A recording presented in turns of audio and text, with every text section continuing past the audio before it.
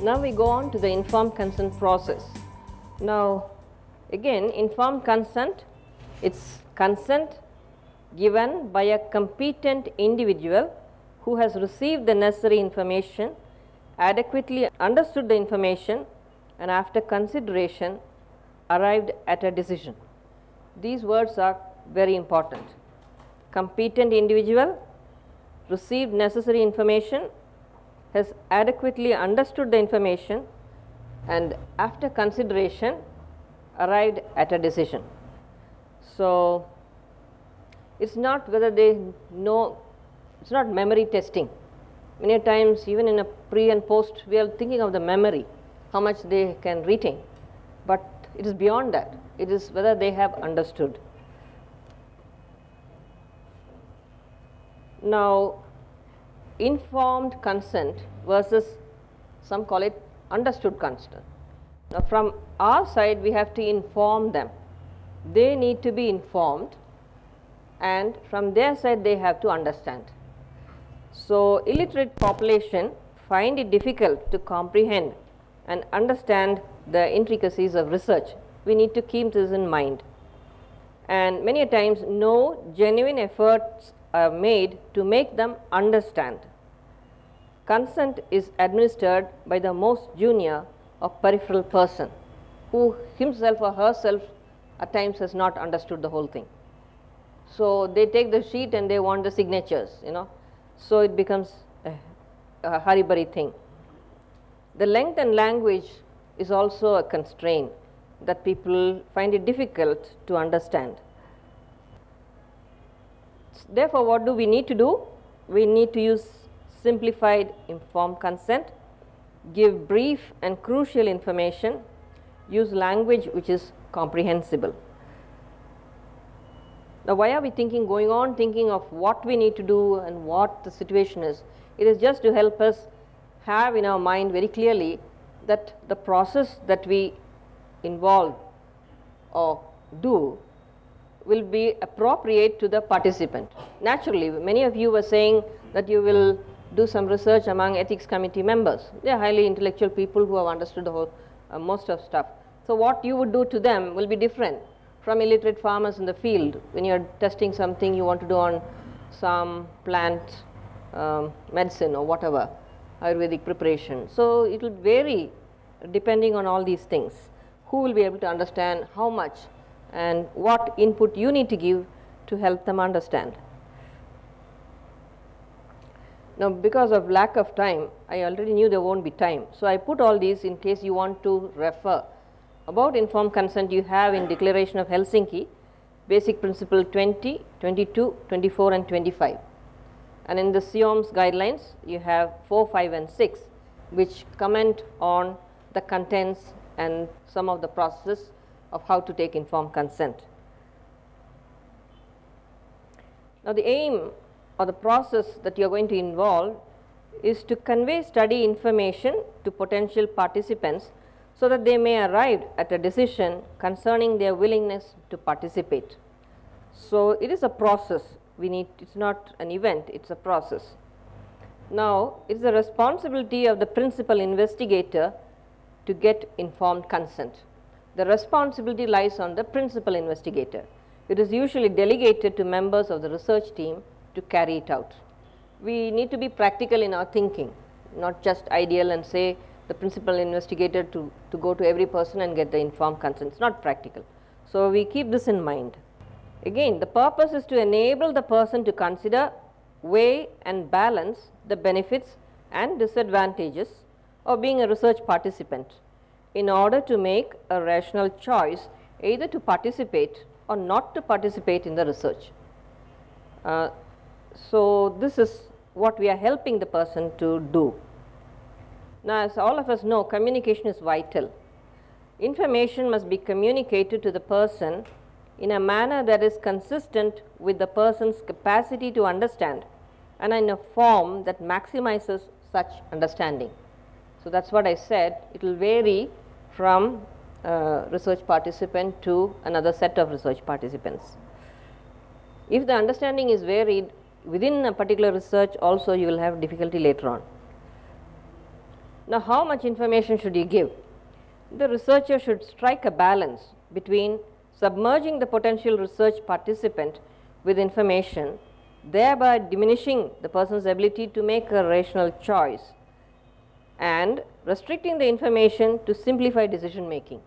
There is always a dilemma.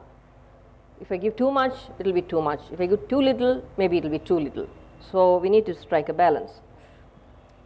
Factors to be taken into consideration would involve the mental state of the person, such as depression. Now, we are not saying he's a depression case of depression, no. But if it's a clinical research that you're doing and the person is ill, admitted, whatever, we all know that when we are really sick, we may be temporarily depressed. So, these things should be borne in mind. Ability of the person to comprehend, eagerness of the person to be well informed. If the person is mentally challenged person, this minor, vulnerable population, all these are different things we need to keep in mind when we are designing an informed consent.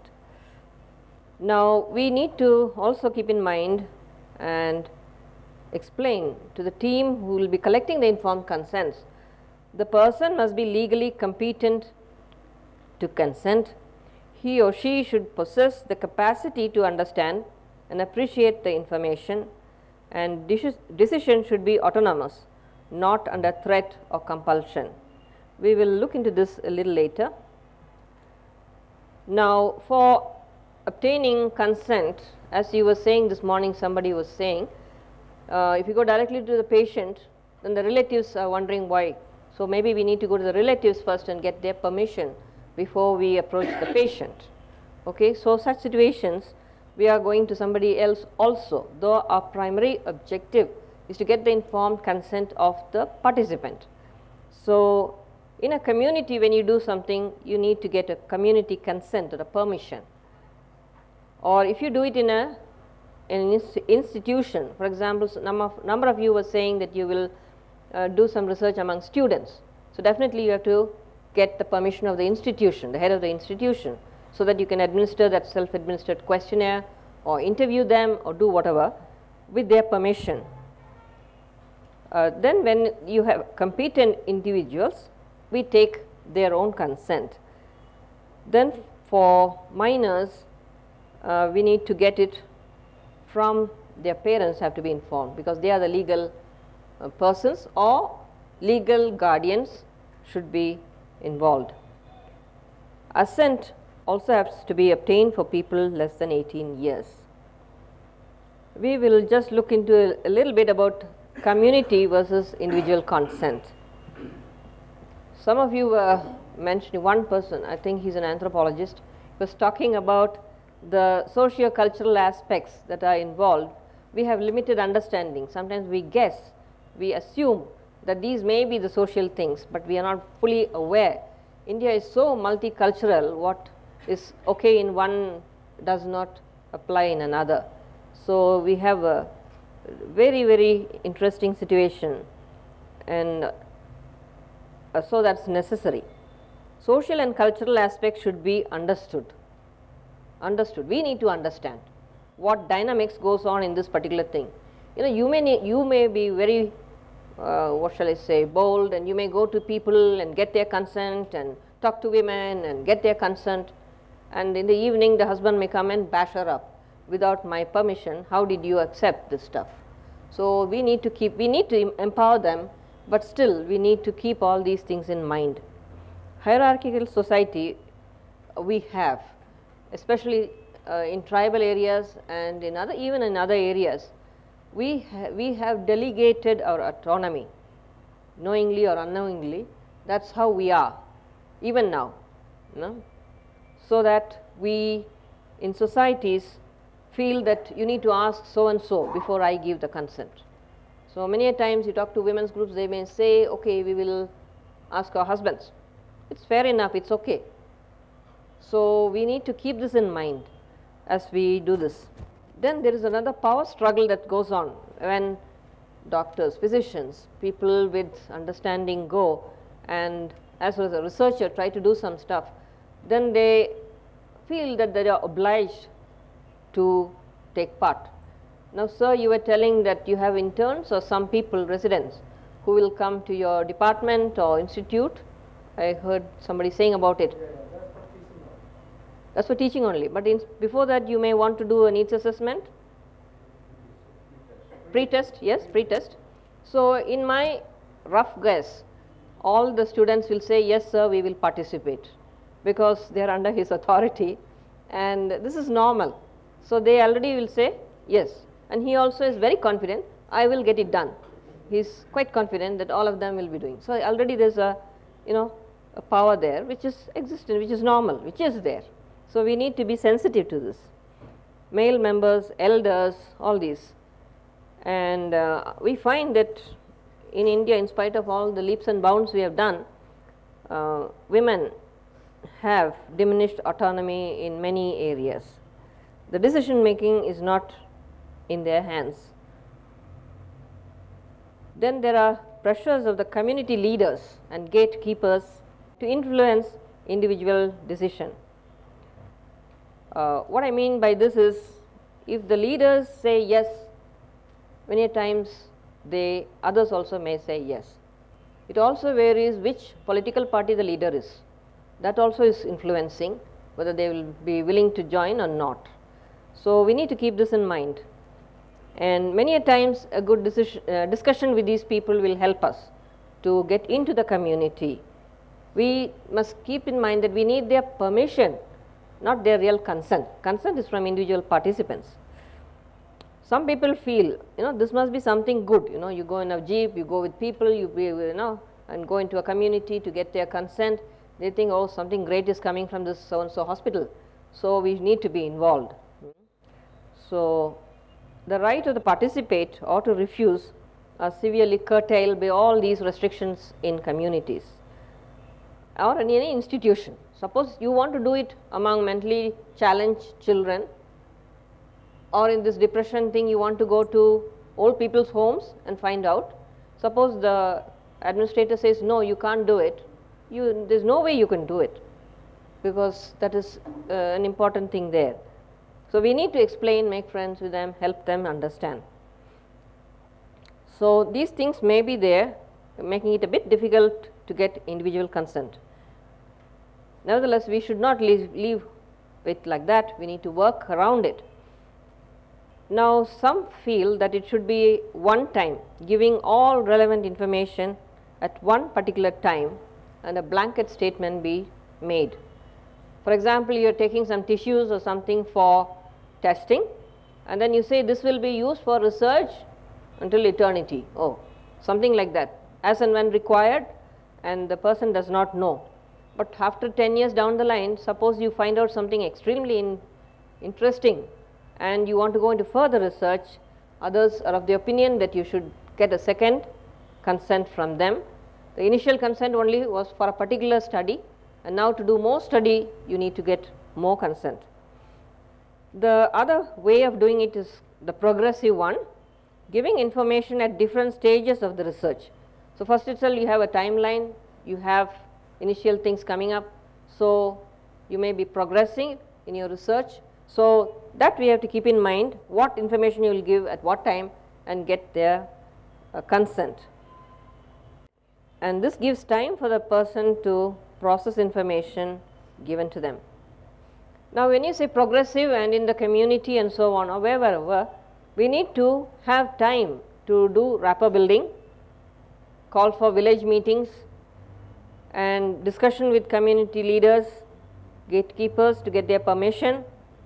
And in the villages, it is good if we start all these 4 to 6 weeks prior to the date of data collection and give information in manageable portions, so that they understand and you go back and help. Give sleep time 2 to 3 weeks, so that they can consult others, discuss among themselves and bring back questions for clarification, and check comprehension, not memory. And it is nice to use a checklist, important things which you feel are vital, you can have a checklist which you can check with them. Now, you have conventional methods of giving administering informed consent. When we give this information, You are giving an information, the person is receiving it, encoding, that's the encoding, then you understand it and you decode. But amongst all this, there are a lot of voices or noises which will alter, disturb. So this we have to keep in mind. So we need to diminish that so that the message you give will be what he really hears, understands, accepts and responds to. So different people have different methods which they respond more quickly, which in the community health work we use very much to convey things. The same thing, you can use an oral presentation, you can use flip chart, because many times suppose you're saying you're doing something in the pancreas, they have no idea what it is or where it is and how you are going to do it. So a little bit of an explanation or a video presentation of the procedure that you're going to do will really give them a good insight that you're so transparent, you're telling them. But then some people are nauseated by seeing this video. We need to be careful, they feel all this you please keep to yourself, tell me only what. So we need to be sensitive that they don't get scared and run away. Or among literate societies we give a literature so that they can read it and assimilate the contents. So what I am trying to say is you can use one or multiple other methods by which the information that you intend to give can be given to them. Similarly, when you get the informed consent, it can be signed by participant and investigator, or if it is an oral consent, it should be documented that these things have been read and witnessed, that means a sign of a witness. This witness should not be a hospital staff or your team member, it should be from the participant side.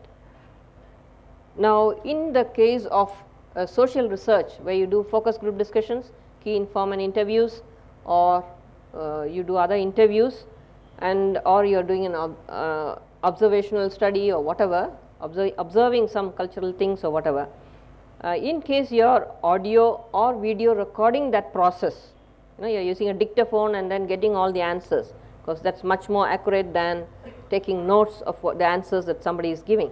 So use a dictaphone or something. It's advisable that you take permission prior to the date of really using it. So you get their permission, I'll be using an equipment like this, it is just to help me, and in reality what is required is that you transcribe it and then help them read it or be read to it. This is the ideal, so that they know that what they have said is actually what is transcribed and translated. So these things are important. Now, research among vulnerable populations, we have number of groups of vulnerable population. In these things, the informed consent sometimes becomes like a procedure, because the population is not really capacitated to ask relevant questions or so on. So we in the ethics committee should take additional interest when we look at these things. It's a post tsunami, you're doing something, or an earthquake and you're doing something. So in our enthusiasm we would like to ask so many things, but then is it relevant, useful? All these, the ethics committee members should think about all these, not only of the physical risks, the social, psychological risks, and what they are putting the people into, the stress, and then help. So on their behalf you do half the job. So as we continue with this sort of research process, we need to keep in mind that the research people whom we are having, earlier they used to call research subjects, but now we call them more of research participants. So it's a partnership with them. Without them you cannot do the research, and without you research cannot be done. So both are vital, both are useful, complementary, and so we need to honor and respect one another. Of course, usually they respect us and we at times don't respect them. We are at fault. So we need to be a little more careful, be transparent. Sometimes we think because they are illiterate they can't understand. The understanding they have is much more, and that's why we are going to them. And so we need to be, especially in social sciences, we need to be more open, and in anthropological studies we need to be more listening to them, not going with our own ideas. Inform them how research is progressing, just not go in and taking out some data, but keep them, a small group, informed, give more details of the research, get their suggestions. Sometimes we may be really stuck, how, every time we go the ladies are not there and how to do the FGD. And they may say come 8:15 in the night or 8:30, that's when they are available. So some small information like that is very helpful. So, and appreciate their cooperation, whatever cooperation they are given. We all know that if we are appreciated, we get more involved and more willing to participate. Now for all these we need resource allocation. Allocate time, money and persons, and we need to train staff. For that particular research, what are the key issues which they need to talk to the participants, the potential participants. We need to train. We cannot assume she did that research, this research, so she will know everything. No, they need a sort of a quick review, and staff should get practical experience under PI's supervision or someone's supervision. We know that in any group that we select for doing this data collection, there will be a varying degree of people. Some are very intelligent, quick to learn, some are slow, some are a bit overactive, some are a little less active. So we cannot assume, and usually we use one measure to assess all these different types of people. So we need to see practically how we are doing, and also see if they are going through the whole thing and monitor what they are doing, randomly checking how consent is obtained or something, so that you know that the quality of consent that you have got is good, because on your behalf somebody is doing. So then we need to equip them with sufficient ability, skills, communication skills, whatever, and give time. It is necessary, so budget it, put in a time frame, it should be included. So rapport building, giving 4 weeks in advance, giving sleep time, doing this, doing that, everything is different in the community rather than in the hospital. In an emergency you are doing some research, that is different. So please keep this in mind. Now of course then there are newer thoughts that administration of an informed consent by an independent body, these are new things, and then also the post approval monitoring by the ethics committee to see, this comes in research governance, where the ethics committee not only reviews the protocol and give their comments and okays their research protocol, but later on they just monitor it to see if things are done as per that particular protocol, and the standards, ethical standards, other technical standards are maintained. So there is a monitoring going on, including informed consent, how it is taken. This is regarding to a recent issue that we faced at our office. There was one study with a foreign collaborator, and the study was based on obtaining some answers from the study participants as a result of a survey. The consent form stated that if the participant does not complete the survey, then the compensation would not be given. So I raised an objection. I said that this conflicts with the right of the participant to withdraw from the study, and in this case the payment may also serve as an inducement. So was I correct in pointing this out? Yes, I think you are correct. Yes. And one more question that I have regarding the readability level of the study participants. You had mentioned that the readability level can be up to 8 standard, right? But for clinical trials, we do the protocol registration, which includes sending the translated informed consent forms along with the back translations also. We send it to the Regulatory Compliance Center at DAIDS NIH, and we have had an experience in the past a few years back when the protocol registration for a particular clinical trial was not accepted because they said that there were certain words in the back translation which did not exactly match with the English. This pertained to certain concepts such as risk, the words involved in risk. For example, if you translate it in Tamil, I do not know how many of you are conversant with Tamil here, but I think a majority of the participants here know Tamil.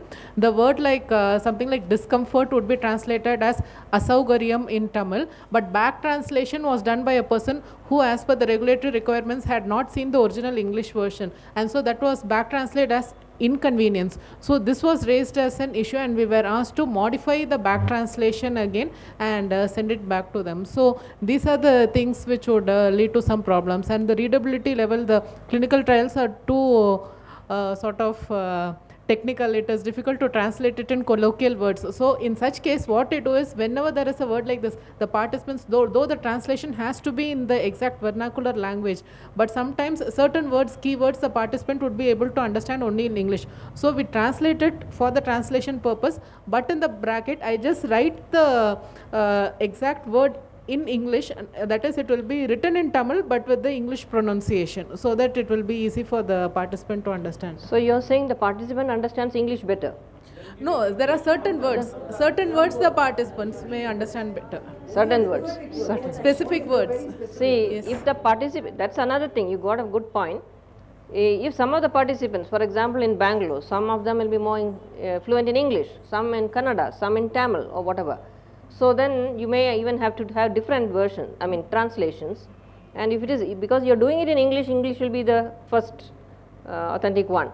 And if they can manage that, that's fine. No, but we normally never administer the English version is just for the sake of approval. We always administer only the vernacular language. And of course, though the back translation is never administered to the participants, as we all know. No. Since it is the Tamil version, the problem. Yes. So the problem is when the words do not match. So here we are faced with one situation where, for the purpose of understanding and comprehension, the participant may be able to comprehend it if we word it in one way. But for the sake of back translation, regulatory requirements, it becomes a different story. We have to match it accordingly. Yeah, it's fine. Two aspects, a community consent, you mentioned permission, whether it's oral or written. And the other one is oral consent to be documented. How we go about it? When it's a community consent, also you can have it in a written form. So the community, what shall I say, says, you know, if these three people can, on our behalf, you have a meeting like this with the village people, you have it again, then definitely there will be leaders, elected Pradhan and Upradhan and all these people who are elected members of the place, or gatekeepers or some potential person. Or in some villages you have a teacher whom they all respect. So there are many are illiterate, so he is the one who puts signature on their behalf. So usually they will say somebody, and you can get on behalf of the people, we consent, we give permission. Written permission is always very good for us, because later on if they turn and say, no, you didn't say this, I didn't say this, it will be a problem. The second thing, what did you say? Oral consent to be documented. Yeah, documented. When you say oral consent, you are reading or explaining whatever the consent form is saying to the participant. Here again, if it's a focus group discussion, you can have all these ladies together and talk to them, because they are explaining, then they can discuss among themselves. But then when you get the consent, there are many times people don't like to put the signature, and they'll say that we don't know, we won't put signature. So in that case, what we say is, okay, now somebody writes it, documents that in this day this person came and explained all these things to the group of people, and I am the witness for it. So the process of what you have explained to them, they have asked questions, clarified whatever, this thing has happened. So that's what. So the researcher side should write that. Sorry? From the researcher side. Who should write Witness that? must be somebody from their community. From the participant? Either participant, one of them is doing it on behalf of everybody, fine, or the Pradhan is saying, okay, today you are having this meeting in my village and you are doing all this, and I sign that you have done this. Illiterate patients also you can have that, but many times it's not easy to find somebody who will witness and all this. But sometimes there's no other go, you have to. Some of them will be willing to sign, some will say no, we won't sign. So we need to be flexible. Participant side. Not our side, not our staff. No. Yes? Ma'am, I would like to highlight some points. Like in the procedure of how you will be explaining it to the patient, we have said about audiovisual and other things. We also have, ours is a small institute, wherein you know that we can't have audiovisual all the time. We have also incorporated manual demo, like in say yoga and the procedures of Ayurveda, you know that Purva Karma, there are many things like that. One thing. Second thing is that who will take the consent. We have a newer version wherein they say it's ombudsman approach. Okay. Ombudsman approach. Can you explain that to them? That's like if there is a conflict if there is a conflict, the IEC can ask a person. That's actually the procedure in the court. It's like the court will appoint a person. Court. The court, Yes. if there is a conflict, I and see. he will take the consent in turn. I don't belong to And the he will look into the matters what the conflicts are there. Okay. I had explained it Yes, there. yes. And third thing, ma'am, I would like to clarify the withdrawal. Like the participant will not will not be denied the compensation. The guidelines clearly says that the participant will not be denied compensation if he withdraws from the study at any point of the time. It's very clear. So he will continue to get all the compensation. Right. One thing what you missed there, ma'am, in the slide, Yes. was that the verbal assent, there is a rule of 7 as per the WHO guidelines, wherein it says that the children above 7 and below 18 are to be in that particular section wherein you take verbal assent. Yeah. Below? Above 7 and below 18. Yes, I didn't mention. Yeah, right. Okay, thanks.